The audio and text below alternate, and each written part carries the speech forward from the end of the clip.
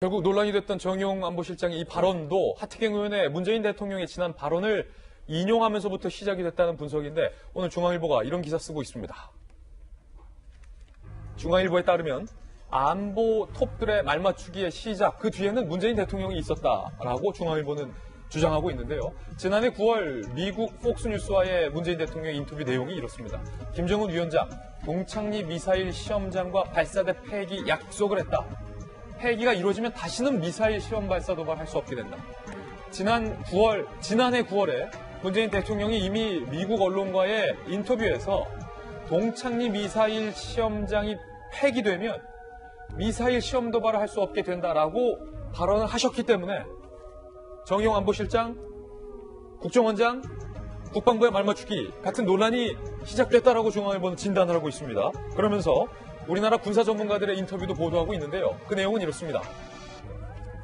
양욱 한국국방안보프롬 수석연구원은 청와대와 정부는 자신들이 원하는 것만 보면서 북한의 무력 증강 현실에 눈길을 닫고 있는 것 같다. 또 다른 군 관계자는 동창리 발사대 폐쇄와 ICBM을 연계한 건 납득하기 어렵다. 김동엽 경남대 극동문제연구소 교수는요. 문 대통령 폭스뉴스 발언이 잘못된 내용이었다면 진정한 참모는 이를 수정해줘야 한다. 무식하고 무능하면 자기로 끝날 일이지 대통령까지 욕먹이며 그 자리에 있을 이유가 없다라고 군 수뇌부와 청와대 안보실장을 강력하게 비판하는 내용도 오늘 보도되고 있습니다. 김영주 의원님, 네.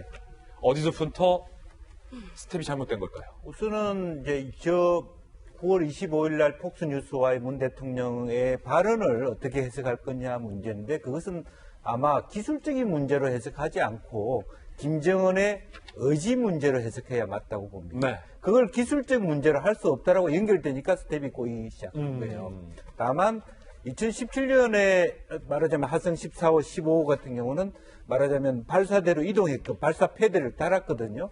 이제 그때에 있어서 그걸 가지고 능력이 있냐 없냐의 문제인데 실제로 지금 미국에서 얘기하는 것은 그것은 더 큰 문제다. 그걸 발사 분리해놓고 다른데 또 하나 실로 갔다 오는 능력을 갖고 있다라는 부분. 더 위험하다. 또 하나는 또 일부분 해석의 여지가 논란의 여지가 있어요. 근데 엔키 팬더 같은 경우는 왜 이걸 분리하느냐? 바로 쐈을 때 IRBM은 가능한데 ICBM은 차량에 훼손이 온다. 북한 돈이 없는데 한 대 쏘고 차가 망가지면 다시 갔다 와야 되니까 그런 부분에 있어서 완전히 차량이 훼손되지 않은 정도의 수준은 아니다.